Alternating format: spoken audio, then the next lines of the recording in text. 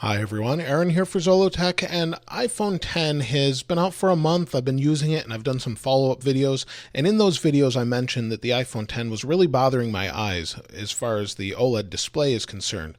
And I thought maybe it was just me. Some people said that they actually had the same issue, so I did a little bit of research and figured out that it's not just me. It's about 10% of people have an issue with OLED displays and what's called PWM, or pulse width modulation of the display, which is how you reduce the brightness, or what they're using to reduce the brightness. So with an OLED display, this one is actually manufactured by Samsung, and this problem goes back to the early days of OLED displays, and some LG displays use the same thing, some do not. From what I've read, but for the most part, most OLED displays use this method to dim the display. So what it's doing is it's actually below 50% of brightness.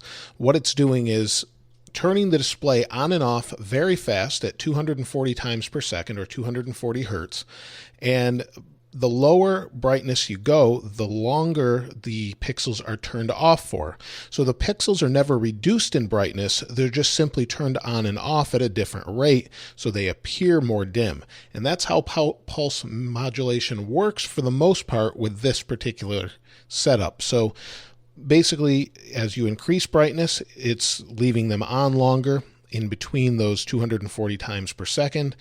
When you reduce it, it's turning them off longer, basically, and you get that effect. Now, above 50% brightness, what some people have found is there's a 60 hertz flicker, or a slight flickering at 60 hertz, and that's at higher brightness levels. And even at maximum, they've found that there's a flicker on the display that's flickering at 60 hertz, or 60 times per second. And this information is coming from Notebook Check, that actually used oscilloscopes to measure this information and get some pretty accurate information as to what's going on with this display. So I was able to capture the flicker with my iPhone 8 Plus, and that was pretty simple. You can sort of capture pulse width modulation, but it's much easier to capture the flicker, and show you that here.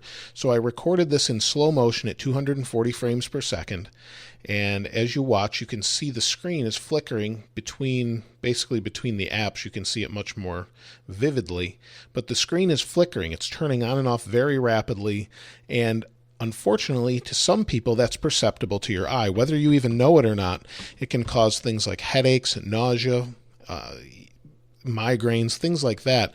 And I was able to find people on the Mac Rumors forum that were experiencing the exact same thing as me, and some of those extreme cases were nausea and headaches even after 10 minutes of use.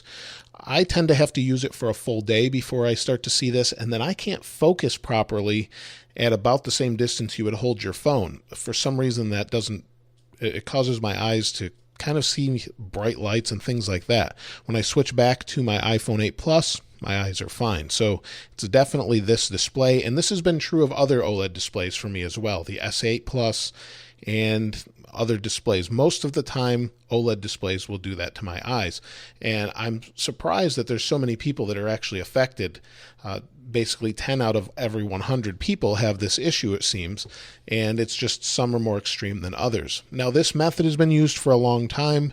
It's been used in MacBook Pros, but they're running at a much higher rate of 120 kilohertz, or 120,000 hertz. So it's refreshing at a much faster rate, and it's much less perceptible to your eyes usually. But that's really all there is to it with this one. I was able to capture that flickering on some other displays as well, such as the Pixel 2 XL.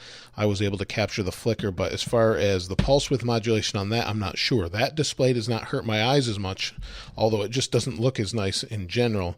It doesn't hurt my eyes as much as the iPhone 10 displays does for some reason.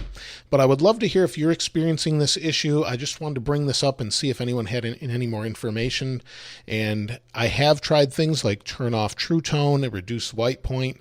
I've also turned on and off night shift just to see if any of these things improve the condition, and they don't for me personally. But if you have any suggestions or anything like that, let me know in the comments below. It's also not Face ID. I've looked into that as well, and the infrared that it's using is only for a few milliseconds, so it doesn't seem to be much of an issue.